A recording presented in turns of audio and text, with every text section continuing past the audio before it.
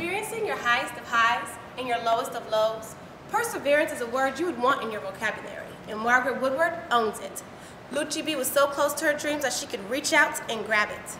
Here are her heavy lyrics. Heavy lyrics.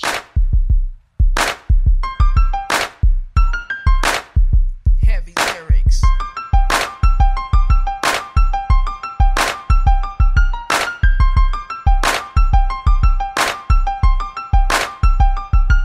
Heavy lyrics. Heavy lyrics.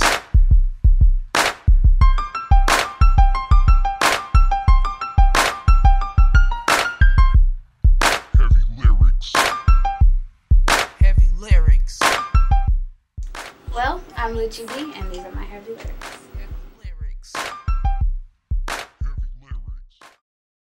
Margie Love, or Lucci B, was born at the San Joaquin County Hospital in French Camp, California. First born to her parents, she quickly realized her younger siblings would look up to her. I grew up in a house with two little brothers. I'm the only girl. Ooh, only girl. How would Yeah. that like to be the princess? Well, I'm the oldest out of both my mom and dad's kids, so it's really like a headache because I had to raise them, kind of. Oh, no. So it was really a headache. I taught my little brother everything, and he taught my little brother everything with, the help of my mom. So it's kind of cool. Do you feel like being the older child, you kind of had to set some standards for the rest of them? Oh yes. When I made it to 106 in Park, my little brother made it to the cover of the San Joaquin magazine for basketball. Wow. He's the leading scorer in his whole division, and my baby brother is quarterback for the Vikings, and he's running people over. She spoke briefly about her troubled history with school. I went to like 7 different high schools. I'm a fighter. I don't even know how to fight. It's just like, if you're talking shit to me, I'm gonna slap you. Don't do nothing to me that you don't want me to do to you, because I don't know. But I mean, I'm nice. It's not like I just don't like nobody. It's just I choose not to have friends. I don't like the drama, the mess, or anything like that. I just stick to myself, pretty much. And then she talked about her poetry. Oh, I started writing in like the 4th or 5th grade, and I remember one time I had came home. My mom had went to like a church retreat, and I had wrote some poems while she was gone. And I was in the 6th grade, and they were all about boys. They were all about boys. Mom got home from her church retreat. She wanted to slap me. Like she wanted to really beat me up. Like, why are you writing like this? She threw all the work away. And so I was like, I was hurt, but then at the same time, I was kind of excited because I was like, well, I was writing on a level my mom could understand, on a level my mom could feel like, oh, this is a level that these grown women are feeling and understanding, and I'm up there. So I was proud of myself, but at the same time, I knew I had to tone it down. What are you saying in those poems, girl? Jesus. Nothing. Boys cheating. I was in the 6th grade. What do I know about cheating? Did somebody cheat on you? Well, I think, no, really, I never had a boyfriend. I just used to watch a whole bunch of Maury and Jerry Springer. Inspiration from Maury. He made a star. Here we go now. He made a star. I mean, I just used to look at other people's situations and their predicaments, and I just used to put them into poems.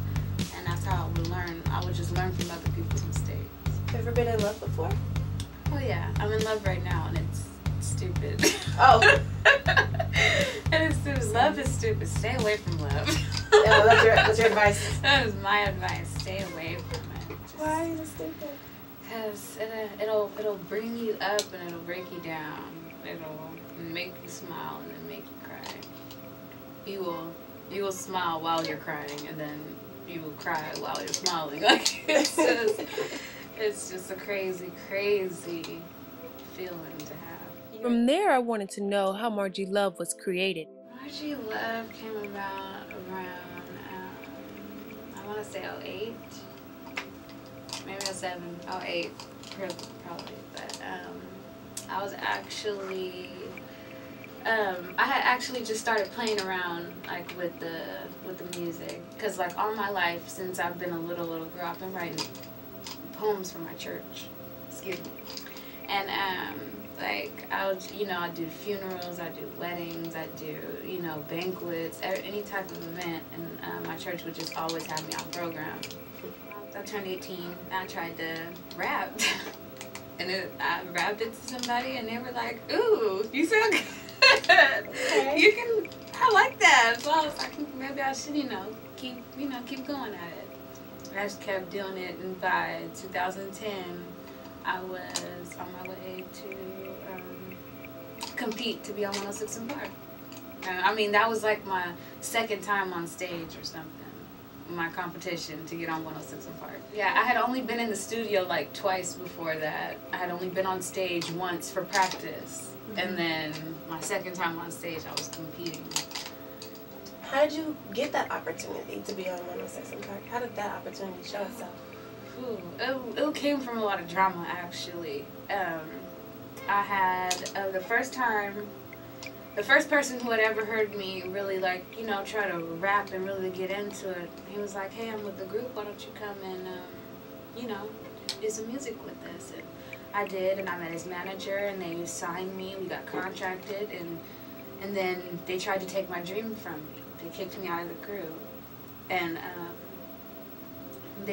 after I won 106 in Park, after I won the competition, we all performed together, but the writer of the show, Mr. Pat Charles, he had only chose me. He didn't want the whole group, he only wanted me. And so after that, it became a lot of fighting in the group. People, they just didn't like me no more, so they kicked me out. And but I got a mouth too. I'm not just gonna let somebody make me feel inferior, So I guess my manager didn't like my attitude. She felt I was being cocky. And but I have a right to be cocky if they're trying to bring me down and they're talking shit to me. And the whole way from Stockton to Manteca to practice, they're playing this song, "Bitch, I Can't Stand You," and it's on repeat. You know what I'm saying? It's like, I get the picture. Like, okay, you don't like me. What do you want me to do about that? You know what I'm saying? And hey, so that's how that ended. And then I was on my solo tip, and another manager found me and wanted me to. He really, really believed in me. And shout out Bay Shark Entertainment. He really, really believed in me. And he still does. I know he does. And he just kept pushing me and kept pushing me and kept pushing me. And hey, I did it. How did that make you feel to know that you were a part of a group that didn't want you there in the first place? It was hard because I felt that these people had showed me everything, I felt that these people had took me in when I didn't have anything, and they were, showing me. And then as soon as I started to progress, they didn't like that I was progressing ahead of them. They wanted me to wait, they wanted to keep feeding me little by little. And, I was hungrier than that. You know what I'm saying? Like, I wanted it more than that. Tell me about Margie Love in 106 in Park. How did you feel? Margie won the first competition of Wildin' Out Wednesday on BET's 106 in Park, which allowed her to come back for the all-star female version. She won again, but this time as a solo artist.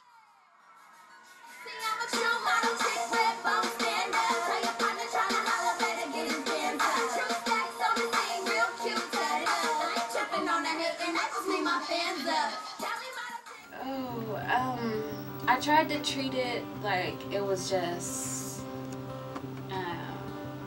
I tried to treat it like it was my concert. Like everybody was there for me. And like I tried to envision like this is my only time to shine. Like this is my one chance. I got this one time, I'm gonna go for it. And it got me another time. And I treated it the same way. And now, I've been set back, but I'm gonna get there again. So after 106 in Park, what happened for you then? Wild Out Wednesday winner. I was there for God. So, the whole time I was performing, the whole time I was backstage, the whole time I was there. I'm trying to tell you, right before I had got on stage, before they called me, I was almost late to the stage because I ran backstage and got on my knees behind the thing. I'm just kept praying. I really kept praying. And then like I got on that stage and then I was like, because I really thought the other teams were, you know, good and they were gonna win.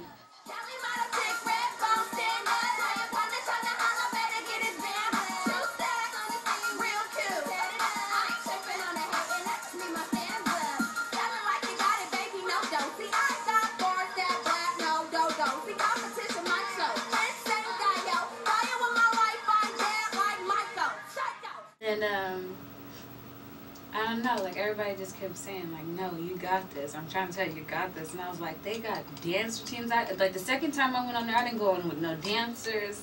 I didn't go on. I went up there by myself, you know, and just really did my thing. And I was so proud of me because I was like, I didn't let nothing stop me. I didn't have no money. My dad paid for my ticket. I had to pay for 7 days.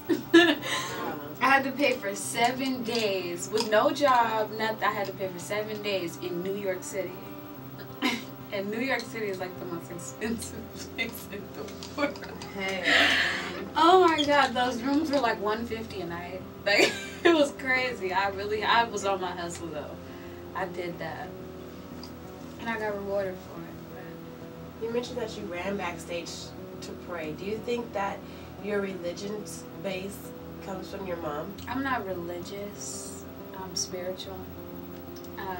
I don't disagree with the Bible. I just feel like it was wrote by man, and some, you know, men and women, we all lie. So, you know what I'm saying? It's not like, I feel like if you need an answer, that would be the best place to go. But not, God talks to everybody. He touches everybody. So he gonna show you what's right and what's wrong. He gonna show you what you need to do. And everybody feels different. So it's like, I don't know, I just have a one-on-one with my Creator. And I just make sure that, you know, he's good with me and I'm good with him. And, you know.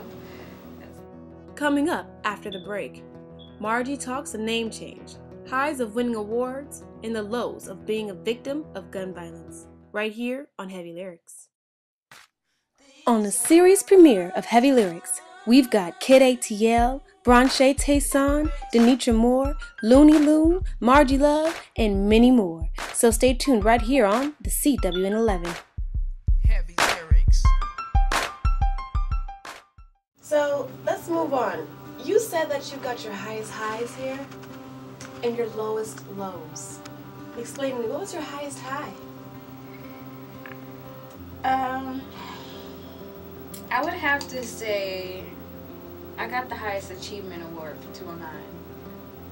And I mean, when I wasn't even there to accept it. And I mean, they still, like, I didn't even know I was going to be nominated. I didn't know nothing about it. And so when I seen that they were giving me the highest achievement award, I mean, I walked to my dad's house and I seen this nice little pretty glass thing. And I was just like, ooh, cute. Does that have my name on it? What's this?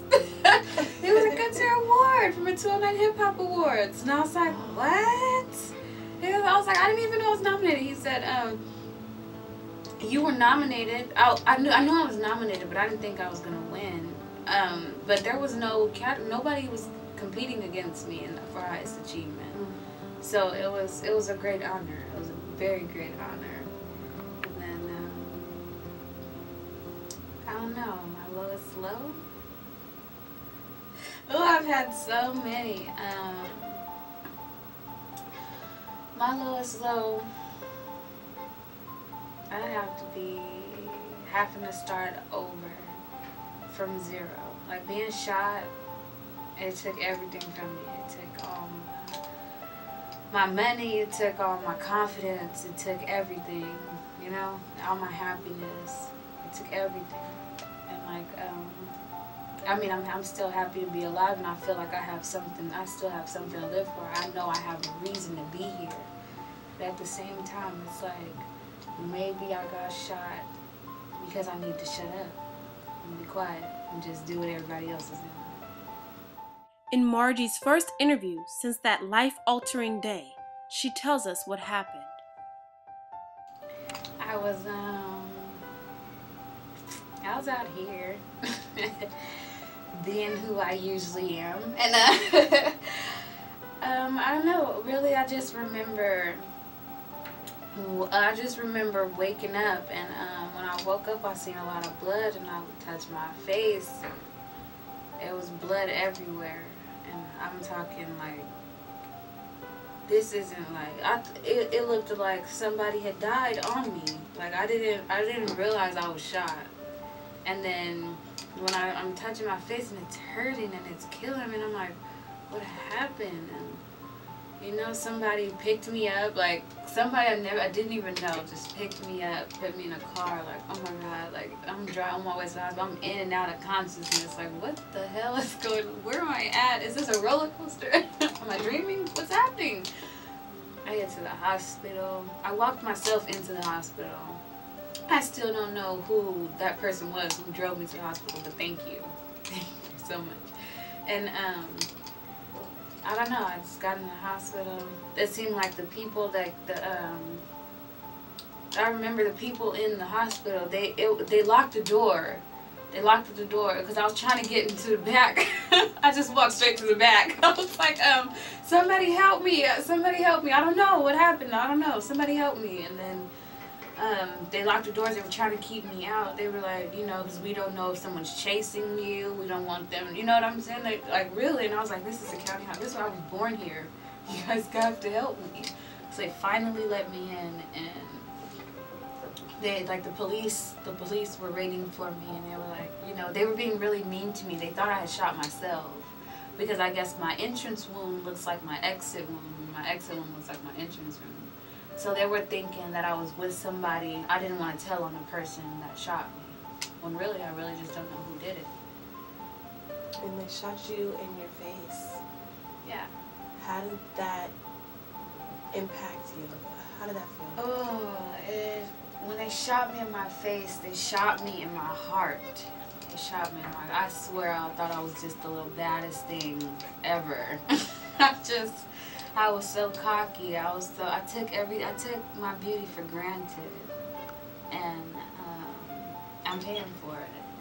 But I mean, like most people would just say like, oh, you look fine, there's nothing wrong. But there's nothing with, it's not compared to feeling that way. I don't feel fine. I don't feel okay. I don't feel like I don't feel like who I used to be. Can you point out where is it? I don't. Well, okay. This is the exit wound. It's the second dimple. Okay. And then this scar this is where it entered. Okay. And then it shattered my jaw. So all this had to be reconstructed. Mm-hmm. And it took out my gum, so now they're creating a gum for me to actually put teeth in.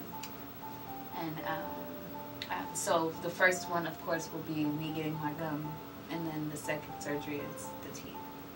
Okay. So I'm still waiting on that. It's amazing because you see something I don't. I'm a meeker person. I had to learn, you know how your mom used to always tell you, beauty ain't gonna get you everything. Mm-hmm. I really understand now. And it's like, cause like modeling, I can't model. I don't want to. I can't even smile the way I used to. I can't do anything that I used to, so it hurts me because I'm known for being me. I loved being me, and it's like me is gone now. You don't know who shot you. They never found the person who did it in the first place. No, and I mean I didn't really help. I didn't help because it's like all these people, like, you know, rest in peace, Tall. You know, because I was with Lucci, and rest in peace, like. I know, like, there's a lot of artists out here that were really doing something with their life, that really have projects in the making and, you know, really becoming something that stopped them. You know, I have a second chance, so I'm not going to let that stop me. Not even knowing that the person who shot me is still out there. I could be walking next to him as soon as I walk out the studio. And they believe you weren't the intended target anyway. They believe that I wasn't the intended target, but, I mean, you're shooting in my direction. How am I not your intended target? You know? Like, why would you, if I was not your intended target, don't shoot my way. You know, I can't say what everybody else feels about the situation, because it's like, if you've seen me, if you didn't have enough respect to stop shooting when you seen me, you were trying to kill me. Right? Now you're learning a new you. A new restored you in a way. It's coming. It's not there yet, but it's coming. What is this new you? What is this? Who is this new you? She is determined. She is still beautiful, but she's working on beauty inside and not out. She is starting over, and she loves it. Like, she wants to get over all this pain, you know, but she knows that that's exactly where she comes from. And so she's not going to forget, but she will prosper. How did that make you feel to know that this is just this minor stepping stone? Oh, it makes me feel good. It's like Wayne said, she couldn't stop me, even if he stopped me.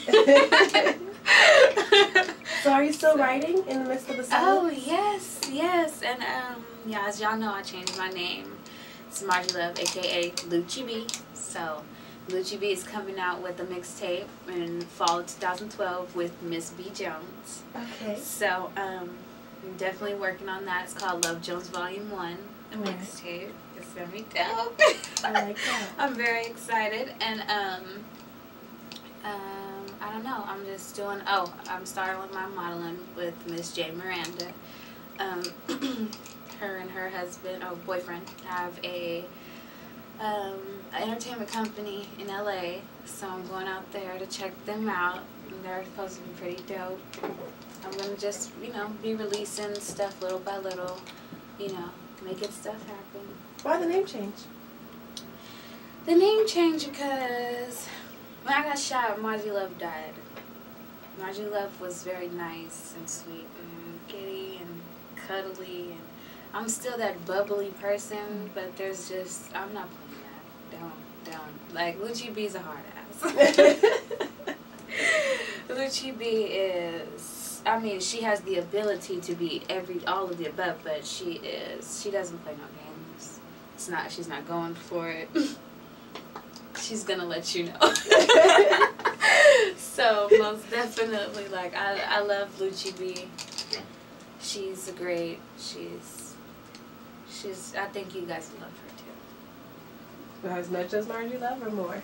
More than Margie Love, because she remembers Margie Love, and she's going to make sure that Margie Love's dream lives on, but she's just going to do it in her own way. And she's going to make this music thing hers. She's going to make this modeling thing hers. She's going to overcome everything that's ever tried to stop her. Everything that stopped Margie Love, it can't even faze Lucci B. So there are more projects coming from Lucci B. The world's going to know who Lucci B is. She's more fabulous and more real than Margie, but she's still a part. She remembers who Margie was. And she will continue. Like, Margie is gonna always be me. I mean, I'm Margie. That's who I am. But as far as musically and attitude-wise, oh no. Margie Love would have just let anybody do anything to her, and she would have just, you know, okay, I'm going to give it to God, and I'm going to see Lucci B is going to be like, okay, God said to turn the other cheek, but I'm going to slap you if you don't stop. I can only turn it so many times. I only got two. So if you do it, I'm not playing with you. I understand that. I'm going to slap you. I get it. I can feel the intensity in that one, actually. I like Lucci, because I felt that over here. And make sure to stay, once again, on your good side. I got you. I don't know, but Margie was just really sweet. I think I lost the sweet side of me. So, Are you confident to go back in the studio? Are you excited to go back in the studio? Oh yeah, I'm dying to get back in the studio. Oh, but it's kind of hard to work with people because you don't know who to trust. You know, this is Stockton. So you can't just work with anybody and everybody. You got to work with people who have your same ambitions, your same goals, your same dreams. Because if you don't, you're not gonna get anywhere. A lot of Stockton people, Stockton rappers, Stockton artists, producers, cameramen, they half step. They don't really want it that bad. They just want to do it because everybody else is doing it. It looks easy from everybody else's point of view. If you had the opportunity to say anything to the shooter, what would you say? Thank you. Thank you for making me a better person. Like, thank you for teaching me how to be humble. Because that's all that came from this experience, was just teaching me how to love myself on the inside instead of just loving the person on the outside. You know, the person that's on the outside may be pretty and all, but the inside could be a mess. So, I mean, thank you for reconstructing me, not just my job. Wow. If you have anything to say to shooting survivors or shooting victims, what would you say? I'm just wait a minute, because I'm gonna help you. You know, I'm gonna help you. I'm gonna make sure that you get that chance that I got, that second chance. Everybody needs a second chance. I don't care who you are, what you have done, you know, who you have hurt. Everybody needs a second chance. So with the Where's the Love Foundation, as in what I hope to do, you know, completing projects, getting people back on the fields, like athletes, I just want everybody to understand that I feel your pain, and I wish you luck. And to your fans and your followers? I love you. I love you guys so much. Without you guys, without all the thank yous and the cards and the flowers and the gifts that I got at the hospital, they said the whole waiting room was packed. Like, I was like, I had people that I hadn't seen in years just coming into my room like, where did you come from? Am I high? What are you guys giving me? Because I know I don't see this person. It was just so heartwarming, because it's like, wow, you know, I really do have support. I really do. I couldn't have made it without them. Is there anything else that you would just want to say? Just stay tuned for the mixtape, and you know, Where's the Love Foundation is still in the works. It's still gonna be there for you guys' aid, and live, love, and laugh. Thank you, because I feel back now. There's like a sense of, okay, you can do this, you know. I love it. This is where I'm supposed to be. We can tell. Once you meet the giggly, bright-eyed Margie and the hard exterior of Lucci B, you can tell where the two meet. Lucci B is a promising rising star who has the universe aligned and waiting on her next move. We're rooting for you, beautiful. This has been Ashley Gordon for Heavy Lyrics. Heavy lyrics.